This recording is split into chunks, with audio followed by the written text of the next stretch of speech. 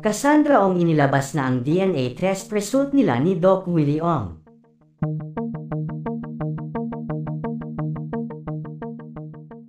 Sa patuloy ng pag-trending sa social media nang tinaguri ang doktor ng bayan na si Doc Willie Ong matapos na ma-diagnose itong may sarcoma cancer, ay kasabay naman nito ay ang paglabas ng mga balita patungkol sa kasalukuyang isa sa nasasangkot sa pogo issue na si Cassandra Ong.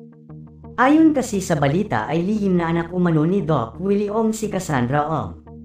Unang pinag-usapan ito sa YouTube channel ni Manay Christie na umano ay ayon sa blind item nito ay may lihim umanong anak ang kontrobersyal na doktor na ito ilang taon na din nga ang nakakalipas.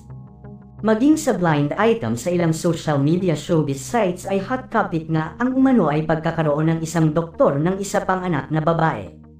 Agad nang nag-trending ang pangalan ni Doc Willie Ong at Cassandra Ong sa comment section ng nasabing blind item. Maraming netizens ang nagsasabing si Cassandra Ong nga daw ang tinutukoy na anak ni Doc Willie Ong sa nasabing blind item. May nagsasabi din na malaki talaga ang pagkakahawig ng mga ito. Mas lalo pang ang lumakas ang espekulasyon ng karamihan ng maging ang showbiz columnist na si Christy Ferman ay maglabas ng isang blind item patungkol sa nasabing issue sa pagitan ni Cassandra Ong at Doc Willie Ong. Ayon nga kay Manay Christie ay isang ang doktor ang may lihim na anak na ayaw ibunyag sa social media ang tunay nitong anak dahil sa pagkakasangkot ng anak na ito sa isa sa mga hot issue ngayon. Parehong half Chinese si Doc Willie Ong at Cassandra Ong at hindi nga malayong may malalim na koneksyon ang mga ito.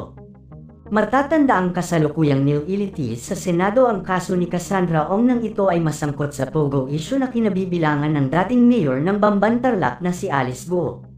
Samantala patuloy nang nananahimik si Doc Willie Ong sa nasabing issue dahil na din sa kasalukuyan nitong pakikipaglaban sa kanyang sakit na cancer.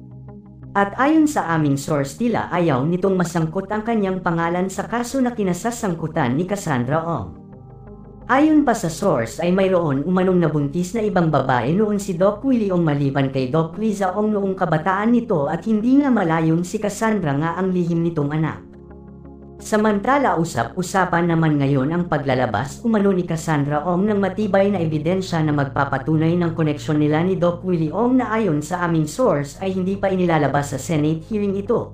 Ngunit ilalabas din daw ito sa tamang panahon sa nasabing hearing dahil kailangan umanong maungkat ang lahat sa pagkatao at pinagmula ni Cassandra Ong kung magkataon ay hindi nga malabong madamay si Doc Willie Ong sa kinasasangkutang kaso ni Cassandra Ong ngayon.